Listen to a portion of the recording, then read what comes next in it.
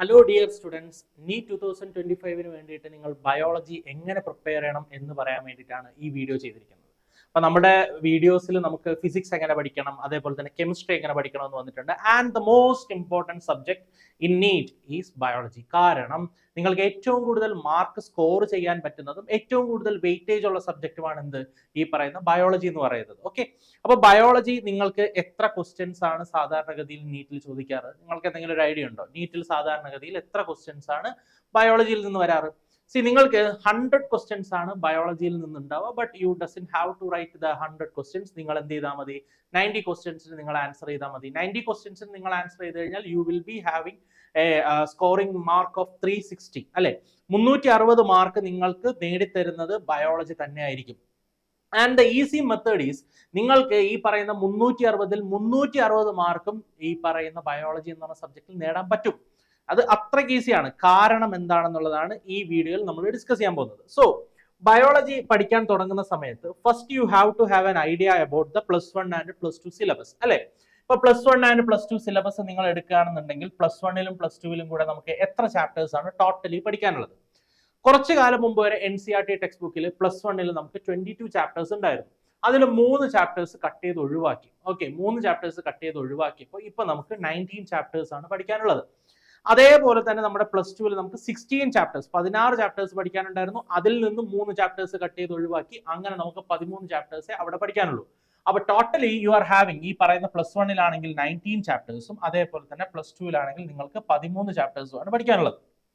Okay, അപ്പൊ ഇത്രയും ചാപ്റ്റേഴ്സേ നിങ്ങൾക്ക് പഠിക്കാനുള്ളൂ. ഇനി നമുക്ക് ബേസിക് ഐഡിയ വേണ്ടത്, നിങ്ങൾ പഠിക്കുന്ന സമയത്ത് ചില ചാപ്റ്റേഴ്സ് നിങ്ങൾ ലിങ്ക്ഡ് ആയിട്ട് തന്നെ പഠിക്കുക, അല്ലാതെ ഇങ്ങനെ അവിടെയും ഇവിടെയുമായിട്ട് പഠിക്കാതിരിക്കുക. ഓക്കെ, ഫോർ എക്സാമ്പിൾ ഇപ്പൊ നിങ്ങൾ cell the unit of life പഠിക്കുകയാണെന്ന് വിചാരിക്കുക. Cell the unit of life, okay, cell the unit of life എന്ന് പറയുന്ന ചാപ്റ്റർ പഠിക്കുകയാണെന്ന് വിചാരിക്കുക. ആ ചാപ്റ്റർ കഴിഞ്ഞ ഉടനെ തന്നെ നിങ്ങൾ എന്ത് പഠിച്ചോളുക? Cell cycle and cell division പഠിക്കുക. ഓക്കെ, ഇതൊരു ഇമ്പോർട്ടന്റ് ആയിട്ടുള്ള പോയിന്റ് ആണ്. അതൊരു കണ്ടിന്യൂവേഷൻ ആണ്. Cell the unit of life, സെല്ലിനെ പറ്റിയിട്ട് ബേസിക് കാര്യങ്ങൾ പഠിക്കുന്നു, സെൽ എങ്ങനെയാണ് ഡിവൈഡ് ചെയ്യുന്നത് പഠിക്കുന്നു. ആ കാര്യങ്ങൾ നിങ്ങൾ ചെയ്യാം. അതുപോലെ തന്നെ നിങ്ങൾ ലിങ്ക്ഡ് ആയിട്ട് പഠിക്കേണ്ട അടുത്ത ചാപ്റ്റേഴ്സ് ആണ് പ്ലാന്റ് ഫിസിയോളജി, ഫിസിയോളജിയുടെ ചാപ്റ്റേഴ്സ്. ഓക്കെ, പ്ലാന്റ് ഫിസിയോളജിയുടെ chapters most of the time ആൾക്കാർ ചെയ്യുക എന്താണെന്ന് വെച്ച് കഴിഞ്ഞാൽ ആദ്യം കയറിയിട്ട് റെസ്പിറേഷൻ പഠിക്കും, അല്ലെങ്കിൽ ആദ്യം പോയിട്ട് പ്ലാൻ ഗ്രോത്ത് ആൻഡ് ഡെവലപ്മെന്റ് പഠിക്കും. അങ്ങനെയല്ല, പണ്ടായിരുന്നെങ്കിൽ കുറച്ചുകൂടെ ഓർഗനൈസ്ഡ് ആയിരുന്നു. കാരണം എന്ന് വെച്ച് കഴിഞ്ഞാൽ ഫസ്റ്റ് ചാപ്റ്റർ എന്ന് പറഞ്ഞാൽ transport in plants, mineral nutrition, photosynthesis, respiration in plants and plant growth and development. ഇങ്ങനെ കറക്റ്റ് സീക്വൻസിലാണ് പോയിക്കൊണ്ടിരുന്നത്. അതിൽ 2 ചാപ്റ്റേഴ്സ് ആണ് എടുത്ത് മാറ്റിയത്. ഏതാണ്? ട്രാൻസ്പോർട്ട് ഇൻ പ്ലാന്റ്സും മിനറൽ ന്യൂട്രീഷനും. അപ്പൊ നമുക്കിനി ഓപ്ഷൻ ഉള്ളത് എന്താണ്? ഫോട്ടോസിന്തസിസ് പഠിക്കുക. എന്തിനാണ് ഫോട്ടോസിന്തസിസ് നടക്കുന്നതെന്ന് മനസ്സിലാക്കുക. ഇനി ഫോട്ടോസിന്തസിസിന്റെ ഫലമായി കിട്ടുന്ന വസ്തുവിനെ എങ്ങനെയാണ് പ്ലാന്റ് യൂട്ടിലൈസ് ചെയ്യുക, അതാണ് റെസ്പിറേഷനിൽ വരുന്നത്. ആ റെസ്പിറേഷൻ നടന്നു കഴിഞ്ഞാൽ പ്ലാന്റിന് എന്ത് കിട്ടും, അതുകൊണ്ട് പ്ലാന്റ് എന്തൊക്കെ ചെയ്യുമെന്നുള്ളതാണ് പ്ലാൻ ഗ്രോത്ത് ആൻഡ് ഡെവലപ്മെന്റ്. അപ്പൊ ഈ 3 ചാപ്റ്റേഴ്സും ലിങ്ക്ഡ് ആണെന്ന് നിങ്ങൾ മനസ്സിലാക്കുക. അത് അങ്ങനെ തന്നെ പഠിക്കുക. ഓക്കെ, അപ്പൊ പ്ലാൻ ഫിസിയോളജി പഠിക്കുമ്പോൾ ഈ 3 ചാപ്റ്റേഴ്സിന്റെ കാര്യം നിങ്ങൾ എപ്പോഴും ഓർത്ത് വെക്കുക. ഇനി അടുത്ത് നിങ്ങൾ സീക്വൻഷ്യൽ ആയിട്ട് പഠിക്കേണ്ടതാണ് ഹ്യൂമൻ ഫിസിയോളജി. എല്ലാവരും ഇൻട്രസ്റ്റഡ് ആയിട്ട് പഠിക്കുന്ന ചാപ്റ്റർ ആണ് ഈ പറയുന്ന ഹ്യൂമൻ ഫിസിയോളജി എന്ന് പറയുന്നത്. അതും നിങ്ങൾ സീക്വൻഷ്യൽ ആയിട്ട് തന്നെ പഠിക്കാൻ ശ്രമിക്കുക. കാരണം ഒരെണ്ണം പഠിച്ച് പിന്നെ അത് മിസ്സായിട്ട് അങ്ങനെയല്ല, അത് കണ്ടിന്യൂസ്ലി പഠിച്ച് അത് തീർക്കുക. അതാണ് നിങ്ങൾ ചെയ്യേണ്ടത്. അതാണ് +1-ൽ നിങ്ങൾ ശ്രദ്ധിക്കേണ്ട കാര്യങ്ങൾ. +2-ലേക്ക് വരുമ്പോൾ നിങ്ങൾ ശ്രദ്ധിക്കേണ്ട കാര്യം എന്താണെന്ന് വെച്ച് കഴിഞ്ഞാൽ, ഇപ്പം ഹ്യൂമൻ റീപ്രൊഡക്ഷൻ പഠിച്ചാൽ അത് കഴിഞ്ഞാൽ റീപ്രൊഡക്റ്റീവ് ഹെൽത്തും കൂടെ പഠിച്ചിട്ട് സ്റ്റോപ്പ് ചെയ്യാം.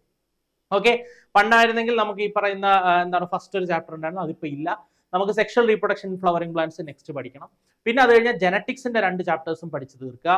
പിന്നെ അതേപോലെ തന്നെ ബയോടെക്നോളജിയുടെ 2 ചാപ്റ്റേഴ്സും പഠിക്കുക. ഇതിലെല്ലാത്തിലും സംഭവിക്കുന്നതെന്ന് വെച്ച് കഴിഞ്ഞാൽ ബയോടെക്നോളജി ഫസ്റ്റ് ചാപ്റ്റർ എടുക്കും, പിന്നെ അത് കഴിഞ്ഞ് സെക്കൻഡ് ചാപ്റ്റർ പിന്നെ എപ്പോഴെങ്കിലും ഇടയ്ക്ക് കുറെ ചാപ്റ്റേഴ്സ് കയറ്റിയിട്ടായിരിക്കും പിന്നെ എടുക്കുക. അങ്ങനെ ചെയ്യാതിരിക്കുക. രണ്ടും സീക്വൻഷ്യൽ ആയിട്ട് തന്നെ അത് പഠിച്ചു പോകാൻ വേണ്ടി ശ്രമിക്കുക. ഇങ്ങനത്തെ കുറച്ച് കാര്യങ്ങൾ നിങ്ങൾ ശ്രദ്ധിക്കുക. സോ ഇതാണ് ഞാൻ സിലബസിനെ പറ്റിയിട്ട് പറഞ്ഞത്. Now how has to be your preparation? നിങ്ങളുടെ പ്രിപ്പറേഷൻ എങ്ങനെയായിരിക്കണം? നീറ്റിന് പഠിക്കുന്ന ഒരു കുട്ടി ബയോളജി പഠിക്കാൻ ഒരേ ഒരു റിസോഴ്സ് മാത്രമേ ഡിപ്പെൻഡ് ചെയ്യാൻ പാടുള്ളൂ. That is NCERT text book. Okay, നിങ്ങളുടെ ടെക്സ്റ്റ് ബുക്ക് അല്ലാതെ വേറൊരു സാധനം നിങ്ങൾ നോക്കരുത്. പ്രൈമറി തിങ്, നിങ്ങൾ അഡീഷണൽ പോയിന്റ്സോ എന്ത് തന്നെ ആയിക്കോട്ടെ, നിങ്ങൾക്ക് എവിടെന്നെങ്കിലും എന്തെങ്കിലും ഒരുപാട് കാര്യങ്ങൾ കിട്ടുമെന്ന് ആരെങ്കിലും പറയുന്നുണ്ടെങ്കിൽ അത് പറഞ്ഞോട്ടെ. But the first thing you have to complete your textbook. ടെക്സ്റ്റ് ബുക്കിനെ നിങ്ങൾ കംപ്ലീറ്റ് ചെയ്യാം. ടെക്സ്റ്റ് ബുക്ക് കംപ്ലീറ്റ് ചെയ്യുമ്പോൾ ഇപ്പോൾ ഞാനൊക്കെ ഫോളോ ചെയ്തിരുന്ന ഒരു ടെക്നിക്ക് ഉണ്ട്. ഞാൻ ഫോളോ ചെയ്തിരുന്ന ടെക്നിക്ക് എന്താണെന്ന് വെച്ച് കഴിഞ്ഞാൽ, ലൈക്ക് ഞാനൊരു ചാർട്ട് ഉണ്ടാക്കിയിട്ടുണ്ടായിരുന്നു. ഓക്കെ, ആ ചാർട്ടിൽ ഞാൻ എന്താ ചെയ്തതെന്ന് വെച്ച് കഴിഞ്ഞാൽ ഒന്നാമത്തെ ചാപ്റ്ററിന്റെ പേര് living world. Okay, living world എന്നാണ് ചാപ്റ്ററിന്റെ പേരെന്ന് വിചാരിക്കാം. ഓക്കെ, വിചാരിക്കല ലിവിംഗ് വേൾഡ് ആണ് +1 ഫസ്റ്റ് ചാപ്റ്റർ. രണ്ടാമത്തെ ചാപ്റ്റർ ഏതാണ്? ബയോളജിക്കൽ ക്ലാസിഫിക്കേഷൻ അല്ലെ. അപ്പൊ ഞാൻ എന്താ ചെയ്തതെന്ന് വെച്ച് കഴിഞ്ഞാൽ ഞാൻ ഈ ചാപ്റ്റേഴ്സിന്റെ പേര് ലിസ്റ്റ് ചെയ്തതിന് ശേഷം ഞാൻ എന്ത് ചെയ്തു, ഞാൻ ഇതിനെല്ലാത്തിനും സെക്ഷൻസ് കൊടുത്തു. ഓക്കെ, ഇങ്ങനെ സെക്ഷൻസ് കൊടുത്തു. സെക്ഷൻസ് കൊടുത്തതിന് ശേഷം ഞാൻ അടുത്ത് ചെയ്യാൻ പോകുന്ന കാര്യം എന്താണെന്ന് വെച്ച് കഴിഞ്ഞാൽ, if I am reading living world for the first time, ഞാൻ ഈ ഫസ്റ്റ് ടൈം ലിവിംഗ് വേൾഡ് വായിക്കുകയാണെങ്കിൽ ഞാൻ വായിച്ചു കഴിഞ്ഞ ഉടനെ ഇവിടെ ഒരു ടിക്ക് മാർക്ക് കൊടുക്കും. നെക്സ്റ്റ് സെക്കൻഡ് ടൈം എഗൈൻ ഞാൻ ഈ പറയുന്ന ലിവിംഗ് വേൾഡ് വായിക്കുകയാണെങ്കിൽ ഞാൻ വീണ്ടും ടിക്ക് മാർക്ക് കൊടുക്കും. ഇതേപോലെ ലിവിംഗ് വേൾഡ് തേർഡ് ടൈം ഞാൻ വായിക്കുകയാണെങ്കിൽ ഞാൻ ഇവിടെ ഒരു ടിക്ക് മാർക്ക് കൊടുക്കും. ഇങ്ങനെ കറക്റ്റ് ആയിട്ട് ഓരോ ചാപ്റ്റർ ഞാൻ വായിക്കുന്നതിനനുസരിച്ച് ഞാൻ അത് മാർക്ക് ചെയ്യും. അതായത് ഞാൻ എത്ര പ്രാവശ്യം വായിച്ചു എന്നുള്ളതാണ് അവിടെ ഇമ്പോർട്ടൻറ്റ്. അപ്പൊ നിങ്ങൾക്ക് ചില ആൾക്കാർക്ക് ഇപ്പൊ 5 ടൈംസ് വായിച്ചാൽ മതി, ചില ആൾക്കാർക്ക് 10 ടൈംസ് വായിക്കണം. അപ്പൊ ആ ഒരു നമ്പർ നിങ്ങൾ ആദ്യമേ ആലോചിക്കുക. നിങ്ങളുടെ ടൈമും നിങ്ങൾക്ക് എത്ര സമയം ഇനി ഉണ്ട് എന്നുള്ളതും മനസ്സിൽ കരുതിയിട്ട് നിങ്ങൾക്ക് എത്ര സമയം എടുക്കും ഒരു ചാപ്റ്റർ വായിക്കാൻ എന്നുള്ള സമയമൊക്കെ എടുത്തിട്ട് നിങ്ങളൊരു നമ്പർ ഫിക്സ് ചെയ്യാം. For example 10 numbers.